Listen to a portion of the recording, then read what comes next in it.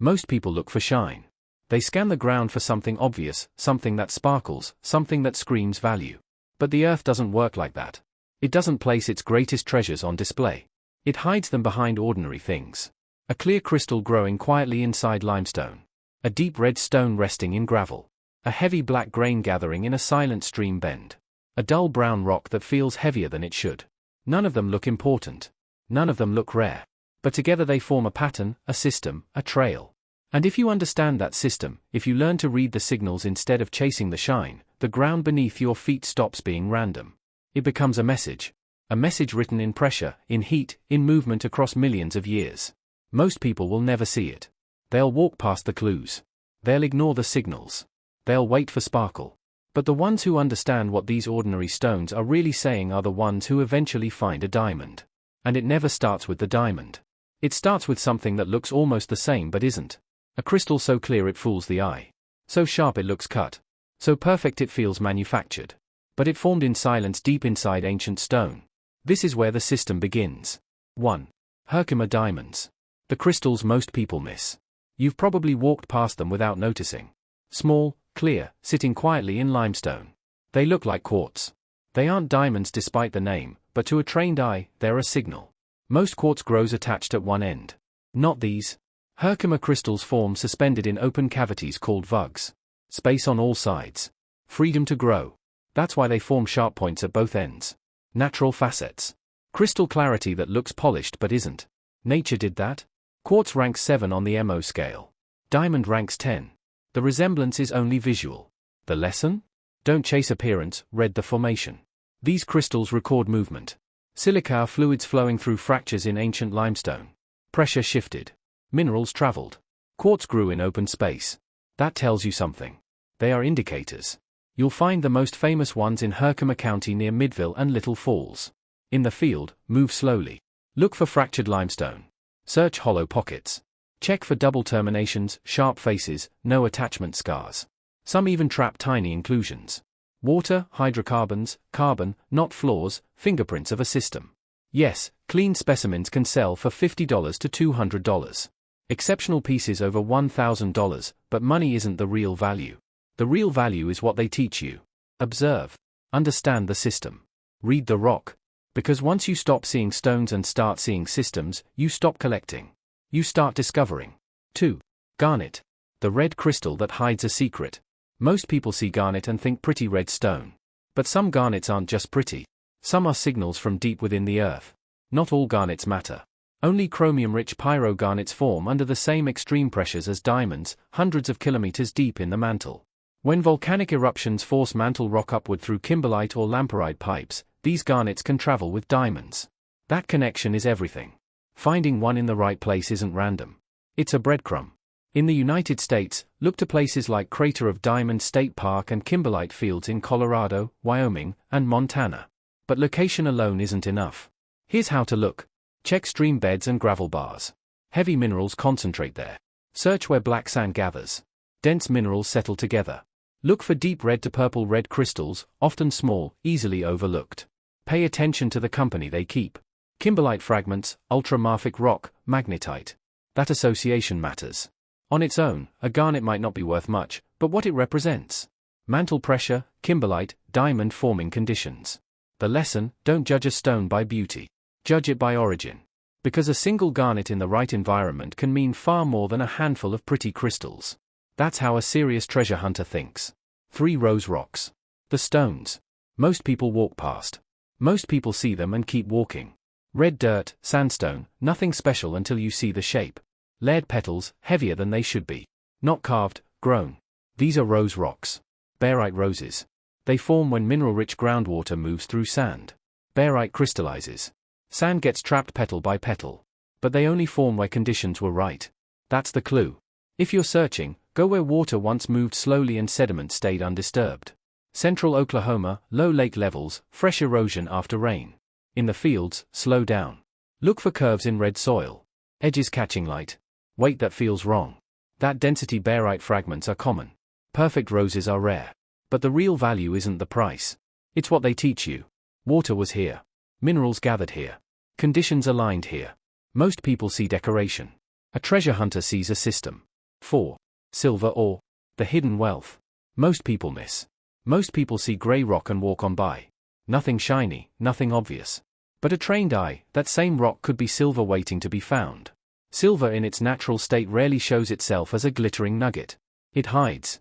Embedded in quartz or mixed with galena in chalcopyrite, dull grey or brown rock. Unremarkable until you know what to look for. Silver forms in hydrothermal veins. Mineral-rich fluids moved through cracks in the rock millions of years ago, depositing silver alongside lead, zinc, and copper minerals. Over time, those veins concentrated, locked inside host rock. That's why silver ore doesn't sparkle at first glance. You need to read the rock. Weight, heavier than it looks. Texture, subtle metallic luster on fractured surfaces. Neighbors, look for galena, chalcopyrite, quartz, companions that hint at silver's presence. Where do you look? Historic Nevada silver districts, silver veins and quartz, Colorado silver belt, old mining hotspots in the Rockies, Idaho silver mines, remnants of lead silver mining districts. And remember, high-grade ore can be extremely valuable, even if it looks like a dull gray stone. The lesson: pay attention, observe, be patient. Silver ore isn't just metal. It's a teacher. It trains you to see the potential hidden in ordinary-looking stones. To read density, color, and mineral associations, to understand the system that placed it there. One small discovery can lead to an entire vein nearby. Most people see nothing. A treasure hunter sees opportunity. And that's the difference between walking past wealth and finding it. 5. Ironstone. Heavy brown ordinary look, dense. Most people ignore it. Most people kick it aside. But ironstone is a clue stone. It forms in mineral-rich zones, places where gold-bearing or platinum-bearing fluids once flowed through the rock. Unlike shiny metals, ironstone doesn't sparkle. It doesn't call attention to itself. It doesn't scream treasure. It whispers. And if you're trained to listen, it can lead you straight to the next clue. Gold, platinum, or other heavy metals. Pick one up. Feel the weight. Inspect the texture. Ironstone is heavy for its size. That density tells a story.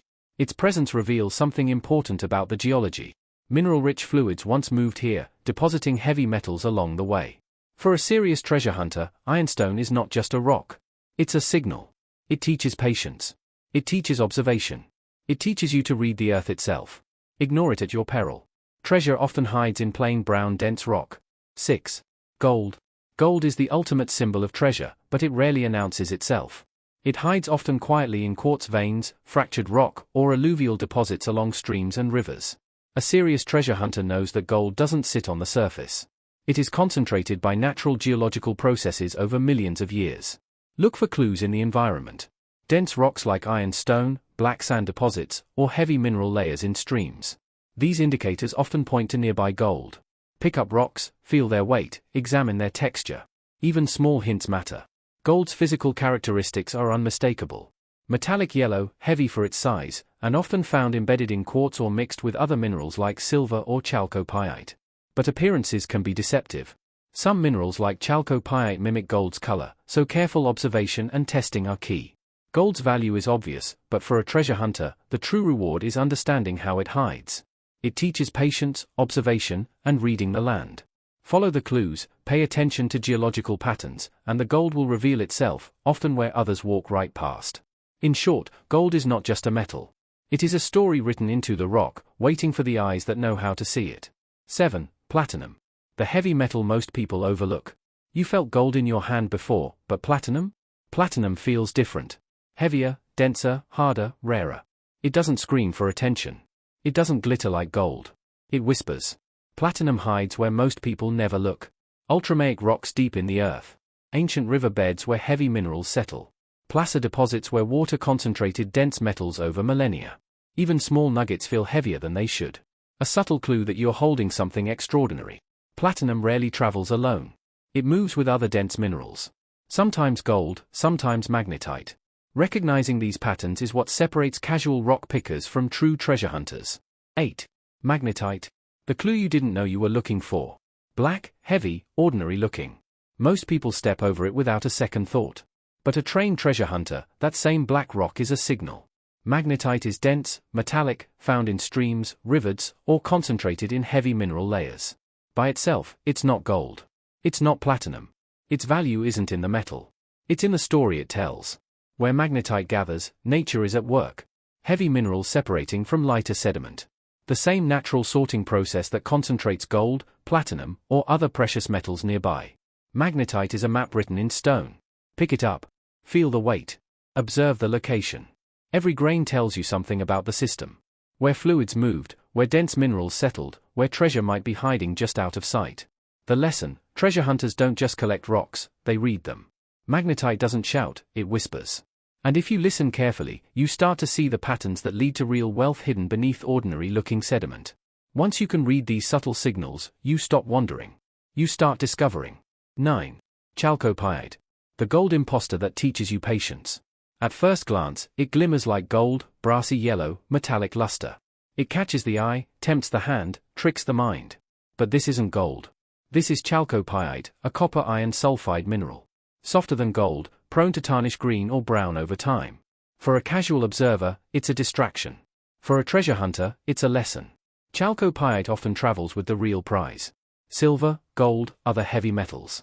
Spotting it isn't a waste. It's a clue. A marker pointing toward richer finds nearby. In the field, pay attention to crystal shape. The geometry tells a story. Texture. Smooth, rough, sharp edges. Associated minerals. The neighbors reveal what's really there. Chalcopyrite teaches you to trust your knowledge, not your first impression.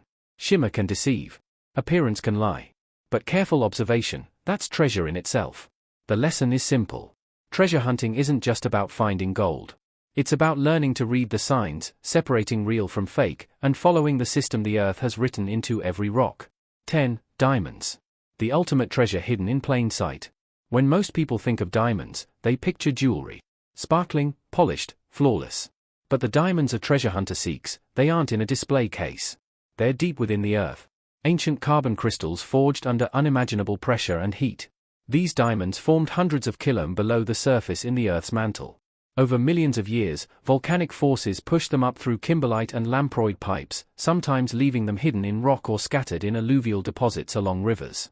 They're rare, heavy for their size, nearly indestructible. And finding one isn't about luck. It's about understanding the system. Look for the signs, indicator minerals like garnet that traveled from the deep mantle. The type of host rock surrounding them. Heavy minerals concentrated in sediment. Every detail is a clue. Every mineral tells a story. A serious treasure hunter doesn't just spot a shiny stone. They read the land, patterns in sediment, flow of ancient rivers, the mineral companions that signal diamonds might be near. Each diamond is more than a gemstone. It's a record of extreme pressure, heat, and movement across eons. The ultimate lesson: the land always leaves clues. You just need to know how to see them. Patience, observation, system thinking. That's how ordinary rocks lead to extraordinary treasure. Every detail you've seen, the crystals, the red stones, the heavy black grains, the dull browns, they were all whispering the same thing. The land leaves clues. The rocks tell a story. You just need to know how to listen. And when you do, when you finally connect every signal, every pattern, every hidden message, you don't stumble upon treasure. You understand it. You see it. You recognize it. And in the quiet, patient way of the true observer, you finally see it. A diamond. Not just a gem, not just a prize, a record of unimaginable pressure, heat, and time. A monument to the Earth's hidden systems. And in that moment, you realize it was never about luck. It was about seeing what most people overlook. Understanding the system and following the trail.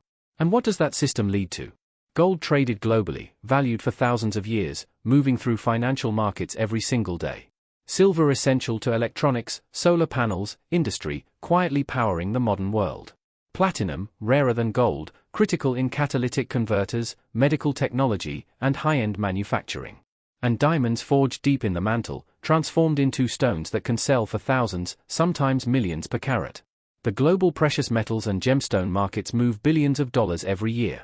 But none of that wealth begins in a vault.